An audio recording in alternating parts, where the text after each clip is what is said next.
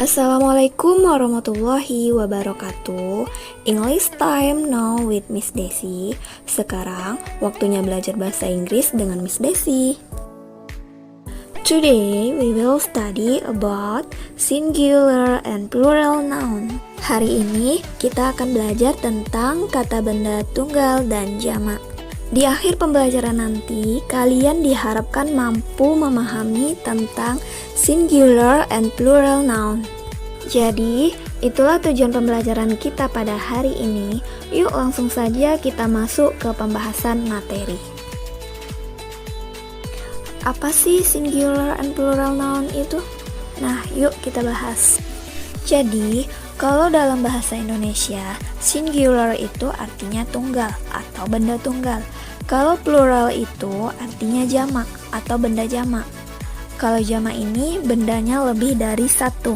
Coba kita perhatikan sama-sama. Ini ada gambar kelinci. Kalau singular itu kelincinya cuma satu, sedangkan plural kelincinya ada dua.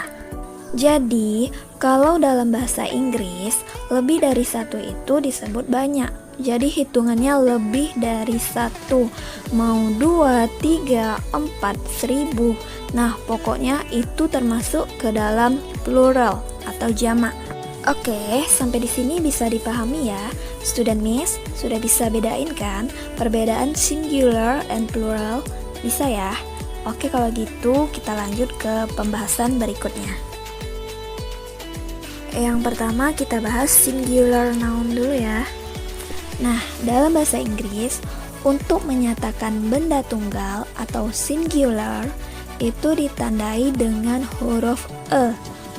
Hurufnya cuma A saja ya, atau N, A sama N. Itu dibaca N ya. E sama N ini memiliki makna yang sama, yaitu bisa seorang, seekor, sebuah, atau apapun itu yang memiliki makna satu benda gitu ya. Nah, sekarang kita bahas nih, bedanya apa sih ya E sama N itu, padahal artinya sama. Nah, jadi bedanya adalah dari huruf yang ada setelah E dan N ini. Nah, jika ada kata benda yang diawali huruf vokal A, I, U, E, O, maka yang digunakan adalah N, bukan E. Sementara E ini digunakan jika E bertemu dengan kata benda dalam bahasa Inggris yang tidak diawali dengan huruf vokal atau selain dari huruf vokal tadi A, I, U, E, O. Oke, biar tambah paham, Miss kasih contohnya ya. Contoh yang pertama, a fish. Nah, kenapa pakai E? Karena kata fish diawali dengan huruf F, dan F ini bukan termasuk ke dalam huruf vokal. Nah, untuk contoh yang kedua ada an elephant. Kata elephant diawali dengan huruf E kan? Huruf E itu termasuk huruf apa? Huruf E termasuk huruf vokal. Jadi menggunakan N ya, bukan pakai E. Gimana? Sampai di sini paham ya? Oke, kita lanjut ya sekarang. Kita bahas plural atau benda jamak. Nah, dalam bahasa Inggris itu tidak seperti bahasa Indonesia untuk menyatakan benda lebih dari satu atau jamak ya. Contohnya, kalau dalam bahasa Indonesia itu kan untuk menyatakan kursinya ada banyak, berarti kan kursi-kursi gitu ya. Kalau anaknya ada banyak, jadi anak-anak gitu. Jadi dilakukan pengulangan kata. Tetapi kalau dalam bahasa Inggris itu tidak seperti itu. Misalnya nih, untuk mengatakan rumah-rumah dalam bahasa Inggris bukan berarti jadi house-house. Nah, nanti kita bahas gimana caranya ya. Nah, jadi kalau dalam bahasa Inggris itu menunjukkan bahwa benda itu banyak, maka ditambahkan imbuhan di akhir kata benda tersebut ya. Ada ditambahkan dengan ES, IES, dan ada juga ditambahkan S. Nah, ketentuannya seperti apa saja, kita bahas satu-satu ya. Yang pertama, kita bahas dari yang ditambahkan ES dulu, karena yang paling banyak ketentuan ES ini ya.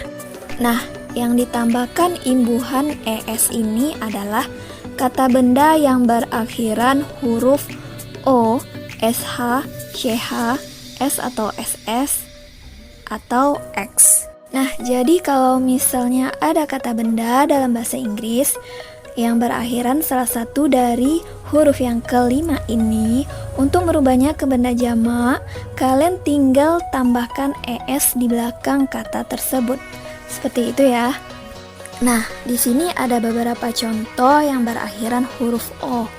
Contohnya potato, jadi potatoes. Brush jadi brushes. Branch jadi branches, dress jadi dresses, box jadi boxes. Jadi ES ini dibacanya is gitu di akhir katanya. Jadi bacanya jangan dresses atau boxes. Nah, itu kurang tepat ya. Jadi membacanya dresses atau boxes. Jadi di belakangnya ada is gitu. Gimana? Paham ya? Oke, kita lanjut yang kedua, imbuhan IES. Nah, untuk yang ditambahkan dengan imbuhan IES, itu ketentuannya jika ada kata benda yang diakhiri huruf Y, tetapi sebelum huruf Y ini adalah huruf konsonan, maka huruf Y-nya berubah jadi IES. Biar gak bingung, Miss kasih contohnya ya. Nah, di sini ada contoh kata benda yang ditambahkan imbuhan IES di belakangnya. Nah, ada baby jadi babies, country jadi countries, story jadi stories, lady jadi ladies. Nah, coba kalian lihat dan perhatikan dari 4 kata di sini. Baby, country, story, dan lady itu di belakang katanya ada huruf Y. Tetapi sebelum huruf Y itu ada huruf konsonannya ya. Jadi, untuk merubahnya ke bentuk jamak, tinggal diganti Y-nya menjadi IES. Jadi Y-nya hilang, kemudian diganti dengan imbuhan IES gitu. Nah, coba kita perhatikan sama-sama contoh-contoh kata benda yang ini. Di belakang katanya sama-sama ada huruf Y kan, sama seperti contoh yang tadi. Tetapi dilihat lagi, sebelum huruf Y ini apakah huruf konsonan atau bukan? Bukan kan? Memang, di beberapa kata benda ini juga diakhiri dengan huruf Y di belakang katanya. Tetapi sebelum huruf Y-nya bukan huruf konsonan, melainkan huruf vokal. Jadi tidak berlaku untuk penambahan IES, melainkan cukup menambahkan huruf S atau imbuhan S di belakang kata-kata benda ini untuk merubahnya ke bentuk jamak atau ke bentuk plural. Seperti itu. Nah, jadinya seperti ini, tinggal ditambahkan S saja di belakang katanya, gitu. Jadi untuk yang penambahan imbuhan S ini lebih gampang sih sebenarnya. Kalian tinggal menghafal dan mengingat untuk penambahan imbuhan ES dan IES, yang tadi sudah Miss jelaskan gitu. Selain itu semua, tinggal ditambahkan S saja di belakang katanya, untuk merubah ke dalam bentuk jamak. Nah, gampang kan? Oke, di sini Miss kasih lagi ya beberapa contoh kata benda yang cukup ditambahkan imbuhan S untuk merubah ke bentuk jamak atau ke bentuk plural gitu. Nah, itu semua merupakan penjelasan mengenai singular and plural noun. Miss rasa kalian sudah paham dan sudah mengerti mengenai bedanya singular and plural noun. Untuk tugas, kalian tentukan penggunaan e atau en pada 5 kata di bawah ini. Kemudian kalian tentukan penggunaan s atau ies pada 5 kata di bawah ini. Terima kasih telah menonton video pembelajaran kali ini. Semoga bermanfaat, semoga berkah ilmu yang kalian gapai, dan semoga apa yang kita lakukan diridhoi oleh Allah. Wassalamualaikum warahmatullahi wabarakatuh.